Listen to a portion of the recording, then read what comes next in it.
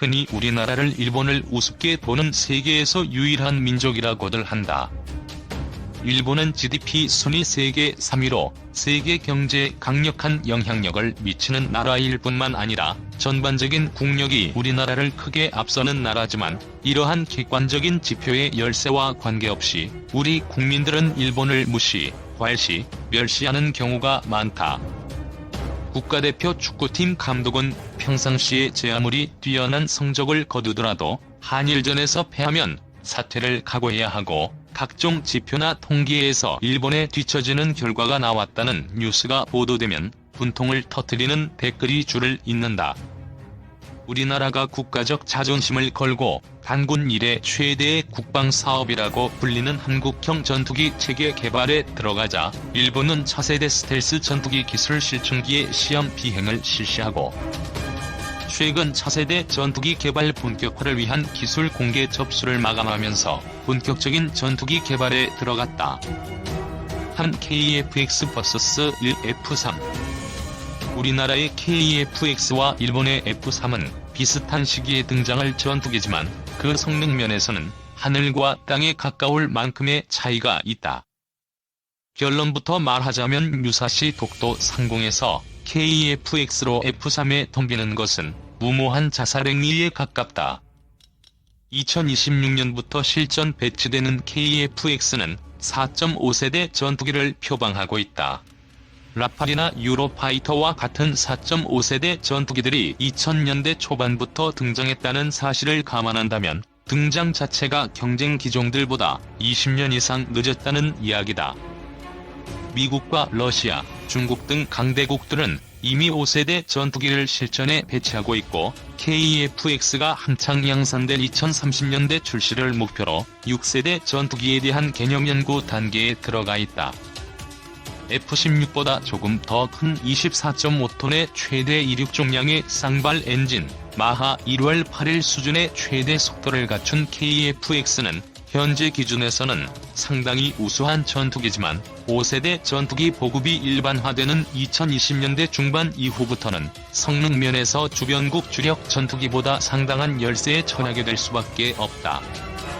이 때문에 KF-X는 블록 개념을 도입해 단계적으로 성능을 향상시킬 계획이지만 기체 크기의 한계 때문에 개량형인 블록 II나 블록 3에서도 충분한 용적의 내부 무장창이나 항공 전자장비를 갖추기 어려워 주변국 대비 성능 열세는 극복하기 어려울 것으로 보인다.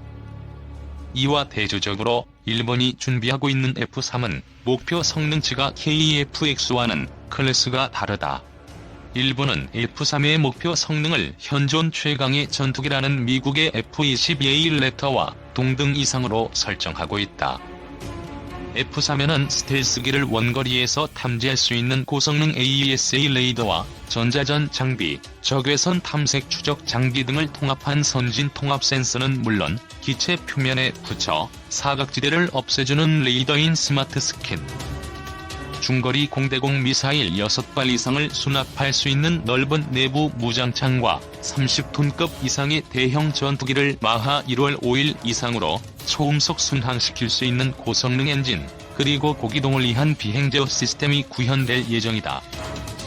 일본은 지난 4월과 5월에 시험 비행을 실시한 기술 실증기 XV에서 F-3에 탑재될 통합 센서와 엔진의 선행 개발 제품들의 기술 테스트를 실시했을 정도로 관련 연구를 상당 수준 진척시켰다.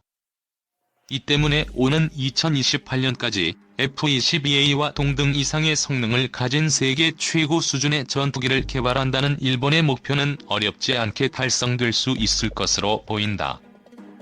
방위성은 F-3 전투기를 F-21 전투기의 후계로 100여 대 이상 전력화한다는 구상을 가지고 있지만, 지난해 11월 방위장비청 기술 심포지엄에서 공개된 F-3의 요구 성능 중 공중전 능력과 장거리 작전 능력, 내부 무장 능력 등이 대단히 높게 설정되어 있다는 점을 감안하면 이 전투기는 F-2보다는 F-15의 후계에 가깝다.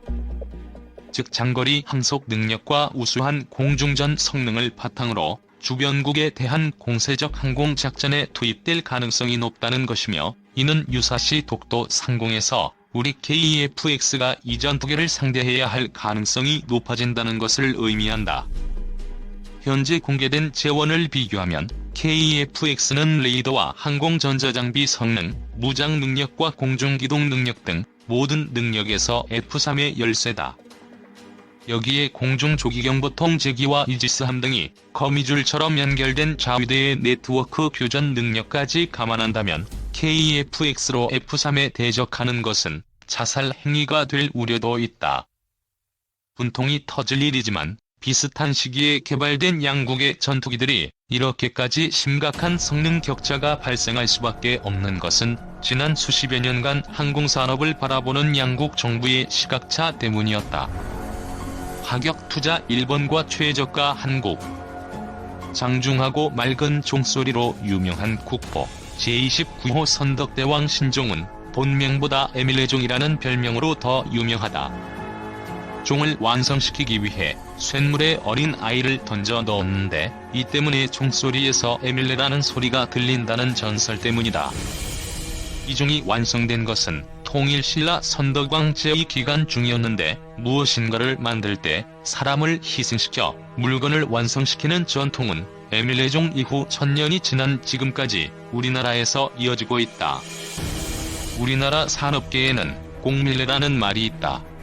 과학자나 기술자들을 비하하는 표현인 공돌이라는 단어에 에밀레종의 밀레를 합성해 탄생한 단어로 어떤 제품이나 물건을 개발하거나 만들 때 인력을 혹사시키는 연구개발 풍토를 비꼬는 말이다.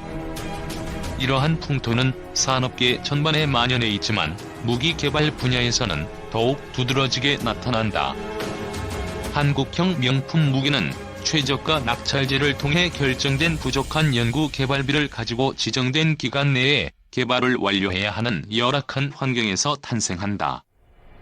정해진 기간 내에 납품하지 못하면 하루하루 눈덩이처럼 불어나는 지체 보상금을 내야 한다는 압박 속에서 연구원들의 피와 땀, 경우에 따라서는 목숨이 한국형 명품 무기 탄생의 대가로 지불되고 있다. 실제로 TO-10 고등훈련기 개발 과정에서 2명, K9 자주포 개발 과정에서 1명의 연구원이 과로로 순직했다. 문제는 연구 개발 기간 중 과로에 시달리던 연구원들도 막상 무기체계의 개발 프로젝트가 끝나면 갈 곳이 없어진다는 것이다. 국방과학연구소와 같이 국가에서 운영하는 연구소는 그나마 사정이 조금 나은 편이지만 민간업체들에 근무하는 연구원들은 연구 개발 프로젝트가 끝나면 당장 다음 달 월급을 걱정해야 하는 열악한 환경에서 근무하는 경우가 많다. 뛰어난 능력과 잠재력을 가진 전문 인력들은 생계를 위해 타 업종으로 전환하거나 해외 업체의 러브콜을 받아 우리나라를 떠나기 일쑤다. 이러한 문제는 연구 개발 인력에만 국한된 것이 아니다. 민간 업체들은 항공기나 장갑차 등 군에서 주문한 물량에 대한 납품이 끝나면 후속 물량을 확보하기 어렵기 때문에 막대한 예산을 투자해 설치한 생산 라인을 뜯어내고 이 생산 라인에서 근무했던 근로자들을 정리해고하는 경우가 부지기수다. 가령 항공기 생산 업체의 사례를 들어보자. 국산 고등훈련기와 전투기를 생산하는 K업체는 현재 우리 공군과 필리핀, 이라크 등에 인도될 항공기들을 생산하고 있다. 알려진 바에 따르면 현재 수주 물량은 내년 연말까지 모두 인도되기 때문에 추가 수출이 성사되지 않는다면 내년부터 KEFX 양산 개시 시점인 2026년까지 약 9년간 이 업체는 고정익 항공기 생산 라인 유지가 어려워질지도 모른다. 항공기 생산은 일반적인 자동차 생산과 다르기 때문에 현장의 말단 인력도 수개월 이상의 전문 교육을 이수해야 하며 현장 관리자들은 이름만 생산직일 뿐 석박사 학위를 소지한 고급 인력들이 필요하다. 생산 물량이 없어 항공기 생산 라인을 접는다면 항공기의 개발과 관리, 생산 업무에 종사했던 수백여 명 이상이 국내 타 업종 또는 해외 동일 업체로 이직해야만 한다. 항공산업의 맥이 끊어진다는 이야기다. 흔히들 항공산업을 미래 대한민국을 먹여 살릴 신성장 동력으로 언급한다.